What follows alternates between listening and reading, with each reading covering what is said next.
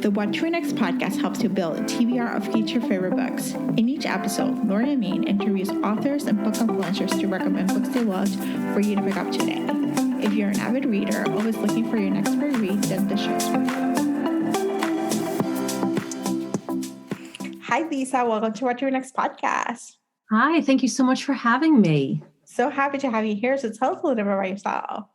My name is Lisa Roe. I live in New Jersey, in just outside New York City, and I just wrote my first published novel, which is super exciting. The novel takes place in New Jersey, so I've been here a long time, and I have a lot to say about the state of New Jersey. But I was originally in advertising in New York City for about 14 years. And then I quit that job to take a much tougher position, I think, as a stay-at-home mom, which I did for a long time. And with everything that went along with it, all the volunteering, all the activities, all the running around. And actually, that's when I started writing, mostly to tell my kids stories. I used to make up stories and to entertain my kids.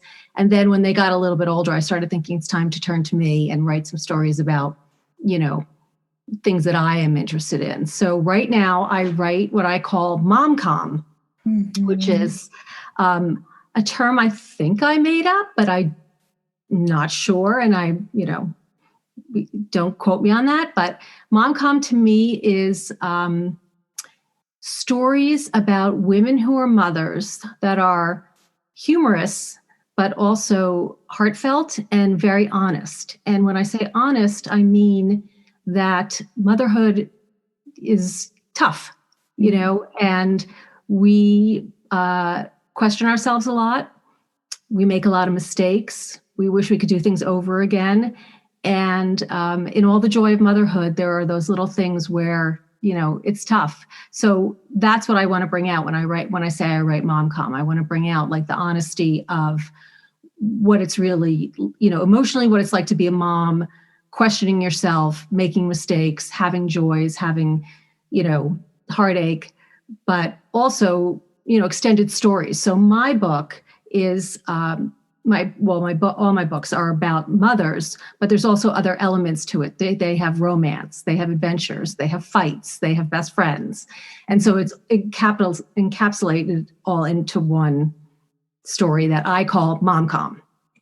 I love this term, and I feel like I can see a few titles, which is it encompasses like the whole, mom and the expectations of like, managing kids, but also the community aspect of it, and then the other aspects of your life, that is your life is not just one thing. It's like all these different things come together, and they make it, they make an impact, and they can give you a comedy of errors, Absolutely. I love that. A comedy of errors. Can I use that? Yeah. That's great.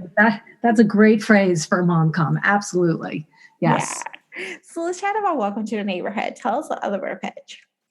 Okay. So Welcome to the Neighborhood is about a story about a woman named Ginny Miller, who is from Queens, New York, sort of near your old stomping grounds.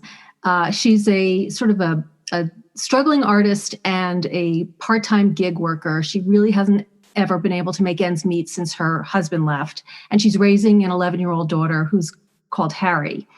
And one day she gets a second chance at love. And she meets this really sweet guy named Jeff. And they have a whirlwind romance and get married very quickly.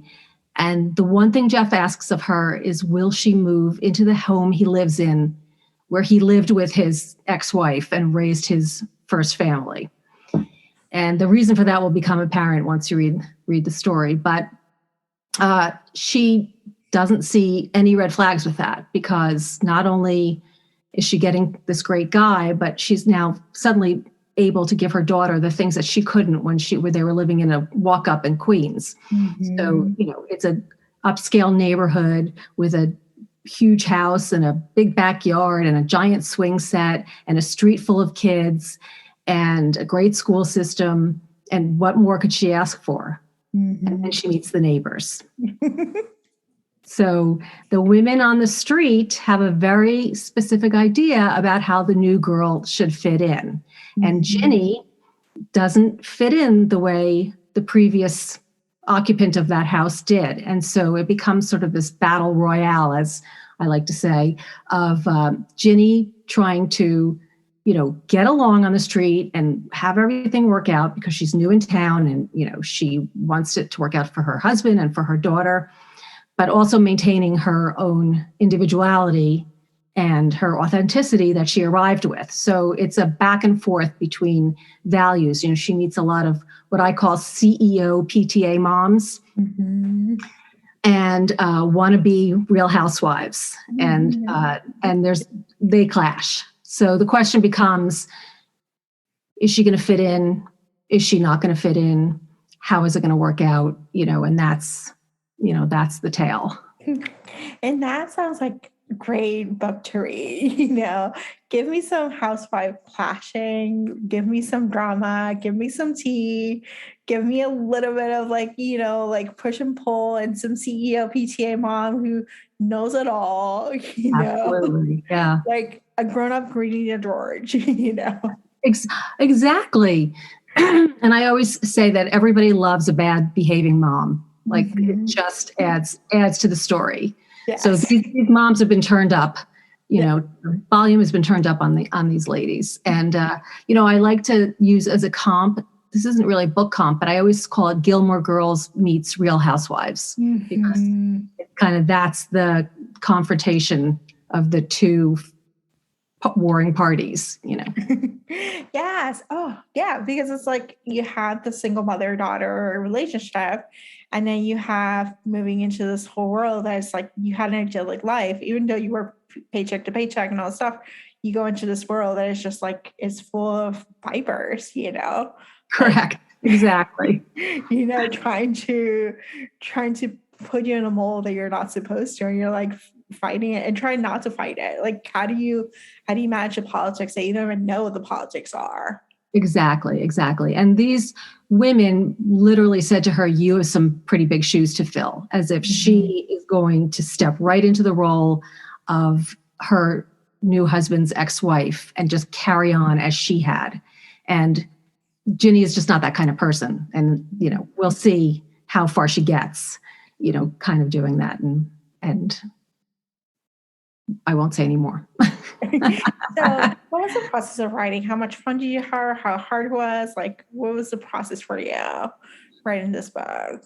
So this book was pretty fun for me to write, but I will share with your listeners that it was also my fourth novel. So I have 3 novels in a drawer and 3 attempts at signing with an agent, and probably 300 rejections from those attempts. So, by the time I got to this book, this was the one that just kind of clicked. I mean, some of my other stories I still love and I'll defend them till the day I die, but they just either weren't that well written when I first started them because I had just started writing, or the hook wasn't, there just wasn't a hook that I think an agent could have, sunk their teeth into and sold to a publisher. So I just kept going. And when I got to Welcome to the Neighborhood, it sort of really felt right. And I had a lot of fun writing it because the characters are so colorful and very different. There are different, there's some best friend characters who are sort of on Ginny's side of the fence. And, then there's the mean girls, both young girl, the daughters and the moms. And so there was a lot to work with. There was a lot of fun to be had in that category. But it took me about 1.5 years to write the book, which I will never get that length of time again. I just will share that I just handed my second book in last night. Congratulations. Oh my gosh. Thank you. So that one was written a lot quicker than the 18 months. But also a lot of fun. I'm really looking forward to this one too. So, yeah. But I work almost every day. I'm I guess retired. My kids are grown, so they've been in and out of the house with COVID and all that sort of stuff. But they're basically all out now, and so I just wherever I am and wherever my laptop is, that's where I'm working. I love this. And so what are you currently reading? Oh, so I'm reading Must Love Books by Shauna Robinson. Yep. Have you read it? No, it's on my Okay. list. Just tell me all Okay. about So it. it's really cute. I haven't gotten that far in it yet because I cannot read a lot while I'm really in the intensive throes of getting a book together. So it's been a Yeah. little while. So I basically just started it, but it's about a young woman who works in publishing. And it's a very unsatisfying job in publishing. And it's a really cool sort of look on the other side for us as writers and readers of publishing. And so I'm kind of really fascinated to see how it works out. I mean, my younger sister used to work in publishing many years ago. And I feel this sort of connection to the main character because I remember some of the stories my sister would tell me. And so I'm looking forward to it. It's really good so far. I love this. Yeah, there's some resurgence in a lot of books about publishing that are coming out. Like it's a theme about publishing or book editors, book agents, or there's quite a few editors in the book, I think people want to take a look behind the curtain, Yeah. because when you're reading for pure reading, it's a whole object in front of you. It's not all the pieces that went into it. So it is a really cool look behind. And as a debut author, there's so much I don't know. And I wonder, what are they doing over there at my publishing house right now? Are they working on my book? So it's cool to take a look behind the curtain. Yes, it's really cool. And so do you have any books you recommend our listeners to pick up? I do. So I kind of wanted to stick with a category because there's a sort of favorite theme that I have in reading, and it's the quirky the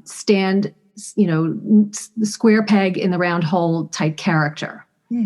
I really love those. And I love somebody who just doesn't, really fit in. And I think part of it is because that's the kind of characters I write.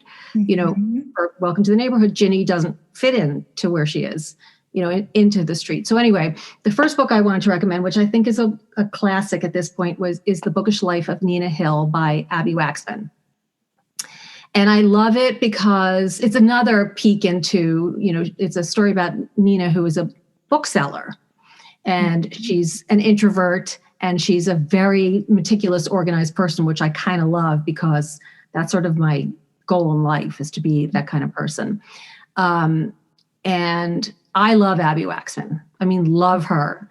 She actually blurbed my book, and it's on her cover is on her blurb is on the front cover of my book, and I just adore her writing. So that is one. And then I want to say that she has a new book coming out, and I believe it's in May, and it's called Adult Assembly Required. And Nina makes an appearance back in the book.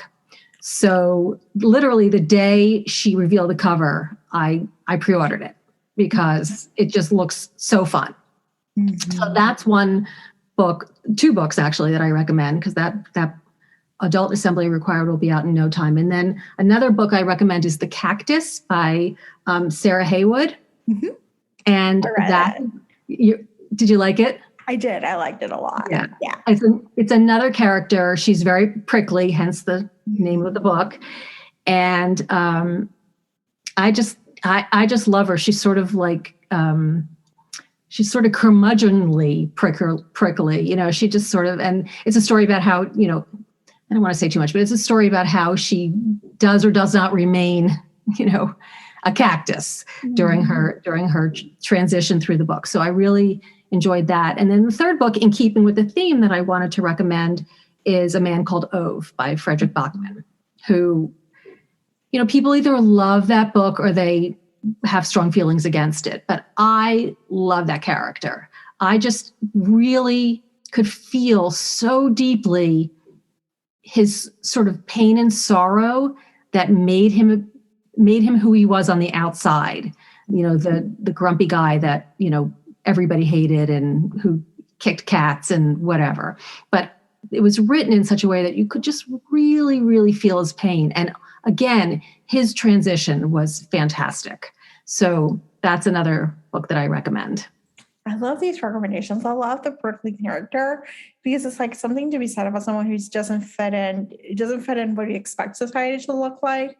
And we see their journey in these books. Like we see the whole process of them opening up and trying to figure out who they are, Right. and not transition out of it and letting go of that prickliness, but just embracing it too. Right. Right. Yeah. Yeah. So tell us where you can find you online. Okay, so you can go to my website at lisaroe.com, or you can on Twitter at Lisa Roe Writes, or Instagram at Lisa Roe Writes. And I am at all those places, and I'm there every day. So please come see me. I love this, Lisa. Thank you so much for being on the show. Oh, thank you so much for having me. This was a pleasure. Really appreciate it. If you enjoyed this podcast, feel free to share with friends, subscribe, rate, and review the show. This is the easiest way to support the podcast. Today's episode's partner is Libra FM. If you're an audiobook listener, then you should add Libra FM as your go-to source for paid audiobooks. Libra FM makes it possible for you to buy audiobooks through your local bookstore. Memberships start at $14.95, and they also have great sales for women's audiobooks each month for $3.99, thanks to the Kiss Club. To sign up for Libra FM, please visit whattoreadnextblog.com/LibraFM. You will receive a free audiobook when you sign up for a monthly subscription. If you purchase a subscription through our link, you will be supporting the podcast at no cost to you. The What to Read Next podcast is part of the Frolic Podcast Network. Please visit frolic.media/podcast to discover new shows to tune in. Thank you so much for listening and have a great day.